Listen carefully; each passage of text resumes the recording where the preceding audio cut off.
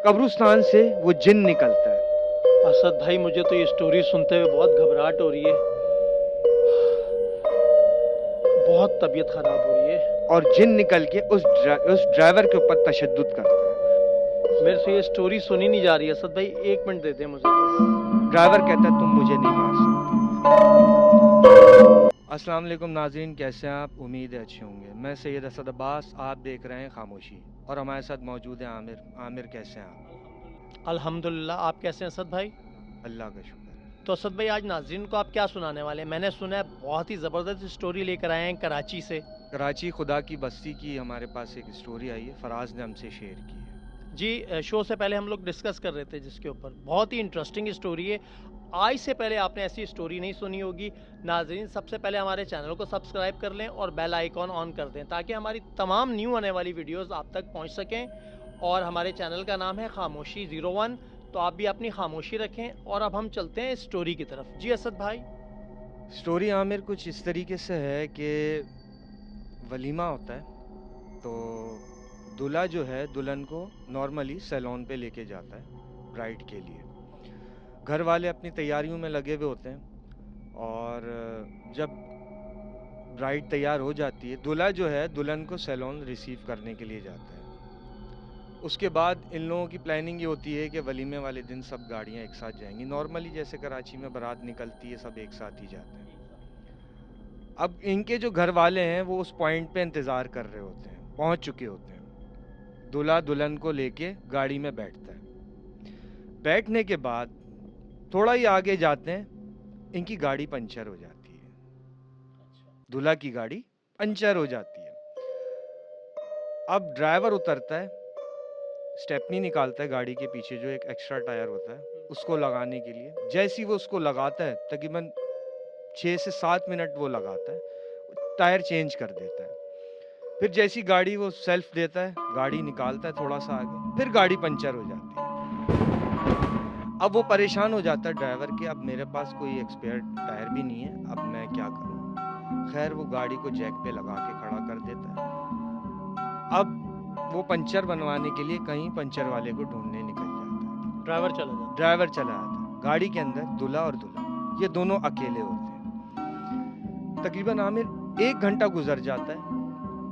दूल्हा के भाई और उनके कजन्स का कॉल आना शुरू हो जाती है कि तुम लोग कहाँ हो, इतनी देर हो गई, हम लोग काफ़ी देर से तुम लोग का इंतज़ार कर रहे हैं। दूल्हा कहता है कि यार अभी एक पंचर हुआ है, उसने गाड़ी का टायर चेंज किया, दोबारा पंचर हो गया। तो वो उनसे पूछते हैं कि तुम लोग हो किस तरफ। अब वो जो उनको लोकेशन बता रहा होता है तो कम से कम आधे घंटे का डिफरेंस होता है। दूल्हा आधे घंटे का डिस्टेंस पे होता है अपनी फैमिली के साथ। है। फैमिली कहीं और वेट कर रही होती है। दूल्हा कहता है कि तुम लोग पहुंच जाओ शादी हॉल में, मैं बस पंचर लगवा कर आ रहा हूँ। ड्राइवर गया हुआ पंचर लगवाने के लिए। जैसे ही वो आता है मैं यहाँ से निकलता हूँ। आमिर 1.5 घंटा हो जाता है। अब दूल्हा क्या करता है, वो गाड़ी से उतर जाता है। गाड़ी से उतरने के बाद वो फोन करता है ड्राइवर को। ड्राइवर कहता है मैंने पंचर लगवा लिया है, मैं बस आ रहा हूँ। 10 मिनट और गुजर जाते हैं। अब गाड़ी के अंदर दुल्हन की तबीयत खराब होना शुरू हो जाती है, और उसको ना एक अजीब सी बेचैनी सी शुरू होती है। वो पहले अपना दुपट्टा हटाती है, अपनी ज्वेलरी उतारना शुरू करती है, और अपने हाथों से अपने चेहरे को नाखून के साथ नोचना शुरू करती है। अच्छा, दूल्हा देख रहा होता है कि नॉर्मली वो, उसको नहीं पता चलता कि उसकी तबीयत खराब हो रही है। दूल्हा बाहर खड़ा हुआ है, दुल्हन की कार के अंदर तबीयत खराब हो रही है। आप हाँ, दूल्हा तो बाहर वेट कर रहा है ना ड्राइवर का कि वो टायर लेकर आए। क्योंकि अभी दूल्हे को नहीं पता कि दुल्हन अंदर गाड़ी में बैठी हुई ये कर रही है। दुल्हन की तबीयत खराब हो चुकी है। तबीयत खराब से मुराद कि उसकी कंडीशन भारी होना शुरू हो जाती है।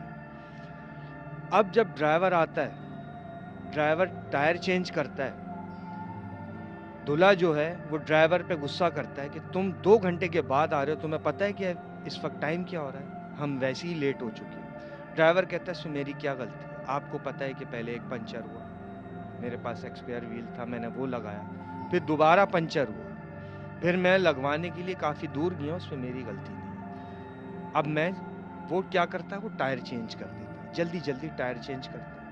आमिर जैसी टायर चेंज करता है, अब जब दूल्हा बैठ जाता है और ड्राइवर बैठ जाता है टायर लगाने के बाद, तीसरा टायर दोबारा ब्लास्ट कर जाता ये क्यों हो रहा है असद भाई उनके साथ? है। और जब तीसरा टायर ब्लास्ट कर जाता है, ड्राइवर गुस्से से उतरता है और उतरने के बाद वो चारों तरफ देखता है कि यहाँ कोई मसला है, यहाँ कोई छेड़खानी हो रही है, जिसकी वजह से पहला एक ब्लास्ट होता है, दूसरा ब्लास्ट होता है, तीसरा टायर ब्लास्ट होता है। मतलब यहाँ से तो खुद ही अंदाज़ा हो जाता है कि गाड़ी स्टार्ट हुई है, पहला टायर, फिर दूसरा टायर, फिर वो पंचर लगवा के लाता है, तीसरी दफ़ा फिर ब्लास्ट कर जाता है।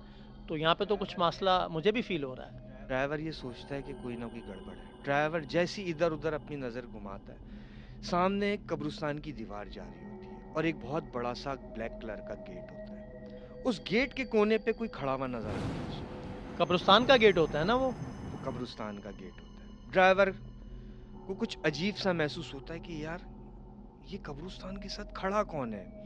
खैर इतने में ड्राइवर की नज़र दूल्हा पे पड़ती है। दूल्हा अपना सीना ऐसे सला रहा होता है और थोड़ी देर बाद दूल्हा अपना मुंह नोच रहा होता है और देखता है जैसे दुल्हन कर रही होती है, क्योंकि दूल्हा और ड्राइवर टायर चेंज करने के बाद फौरन गाड़ी में बैठते हैं।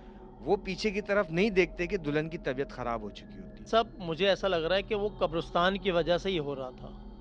अब ड्राइवर की नज़र जब पड़ती है दूल्हा के ऊपर कि दूल्हा की तबीयत खराब हो रही है, जैसी ड्राइवर दूल्हा के पास भागता हुआ आता है, वो दूल्हा को देखता है, दूल्हा के साथ पीछे की तरफ उसकी नज़र जाती है। वो देखता है कि दुल्हन ने अपना पूरा मेकअप खराब कर लिया, पूरा खूनम खून हो गई है, उसने अपने नाखूनों से अपना मुंह नोच लेती है। ड्राइवर क्या करता है, दूल्हा के भाई को फ़ोन करता है। दूल्हा के भाई को कहता है कि यहाँ पे ये सिचुएशन हुई है। अब दूल्हा का भाई भागता हुआ वहाँ पर पहुँचता है। 10 से 15 मिनट उसको लगते हैं वहाँ पहुँचने में। अब दूल्हा का भाई इन दोनों का मुंह साफ करता है, जैसे तैसे करके वहाँ से उठा के इनको लेकर आता है शादी हॉल की तरफ। और दुल्हन की कंडीशन बहुत ख़राब हो चुकी होती है। दुल्हन का चेहरा ढांक लेते हैं वो लोग कि दुल्हन का चेहरा कोई ना देखे, क्योंकि दुल्हन ने अपना मुंह खराब कर चुकी होती है। नाखून मार मार के पूरा फेस खराब कर दिया। अब जैसे ही गेट पर आते हैं शादी हॉल के, ना दूल्हा का पैर आगे जाता है ना दुल्हन का पैर आगे जाता है, दोनों के पैर रुक जाते हैं। अब दूल्हा का जो भाई होता है उसको कंडीशन पूरी पता होती है, लेकिन उस वक्त किसी को बताने के काबिल नहीं होता कि वो ये कंडीशन बता सके। खैर सारे मेहमान गेट पर आ जाते हैं। जो मुनासिब बात होती है वो उस वक्त दूल्हा का भाई इनको बता देता है कि इनके साथ ये कंडीशन हुई है। अब इतने में पीछे रह जाता है ड्राइवर उसी जगह पे। वो टायर खोल के वो पंचर वाले की तरफ जाना शुरू हो जाता है। कब्रिस्तान से वो जिन निकलता है और जिन निकल के उस ड्राइवर के ऊपर तशद्दुद करता है। ड्राइवर कहता है तुम मुझे नहीं मार सकते, मेरा इसमें कोई कसूर नहीं है, हमारी गलती क्या है, तुम हमारे साथ कर क्यों रहे हो, तुमने मेरा इतना नुकसान कर दिया। पहले एक टायर ब्लास्ट हुआ, दूसरा हुआ, तीसरा हुआ, दूल्हा दुल्हन के साथ हुआ, तुम चाहते क्या हो। वो जिन कहता है यहाँ से मेरी फैमिली गुजर रही थी, तुमने मेरी फैमिली के ऊपर गाड़ी चलाई, इसलिए मैंने पहला टायर ब्लास्ट किया, दूसरा किया, तीसरा किया, और इसका बदला मैंने उस दूल्हा दुल्हन से लिया। असद भाई मुझे तो ये स्टोरी सुनते हुए बहुत घबराहट हो रही है, बहुत तबीयत खराब हो रही है। मेरे से ये स्टोरी सुनी नहीं जा रही है। असद भाई 1 मिनट दे दे मुझे बस, पता नहीं मुझे क्या हो रहा है। ठीक है असद भाई आप स्टोरी कंटिन्यू करें। अब दूल्हा के भाई के पास रेंटा कार वाले की कॉल आती है, उसके ऑनर की कॉल आती है कि ड्राइवर के साथ क्या मामला है। ड्राइवर की मेरे पास कॉल आई है। दूल्हा का भाई रेंटा कार वाले को सारी कंडीशन बताता है कि ये सारा मामला है।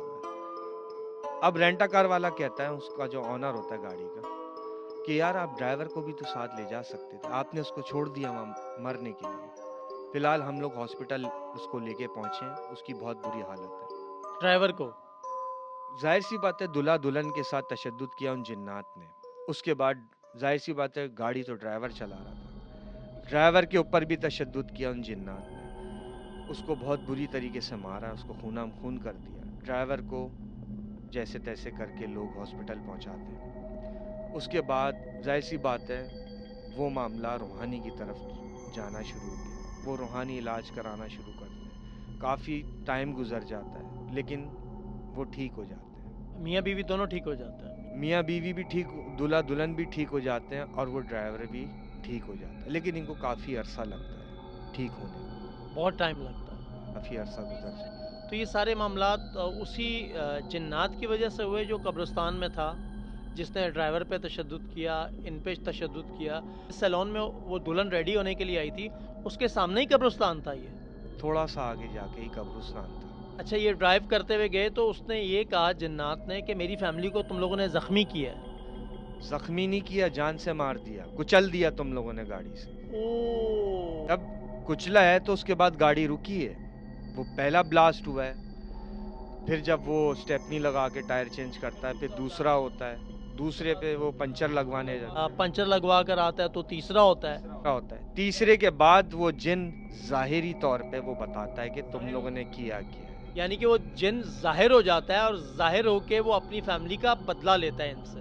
इनसे उसी वक्त बदला लेता है। फिर उसके बाद क्या होता है, जब ये दूल्हा दुल्हन घर जाते हैं, खाना खा रहे होते हैं, इन दोनों की फिर तबीयत खराब हो जाती है, घर का फर्नीचर तोड़ देते हैं, दूल्हा को अलग बांध दिया जाता है, दुल्हन को अलग बांध दिया जाता है, और वही कंडीशन होती है जो गाड़ी के अंदर थी, दोनों अपना मुंह नोच रहे होते हैं और इतनी खतरनाक तरीके से नोच रहे होते हैं। खैर ये फिर अपना इलाज कराते हैं, रूहानी इलाज कराते हैं, थोड़ा अरसा गुजरता है, फिर ये ठीक हो जाते हैं। तो ये सारा मामलात जो है वो कब्रिस्तान और दुल्हन और वो ड्राइवर, ये सारा मामलात वहीं से हुए।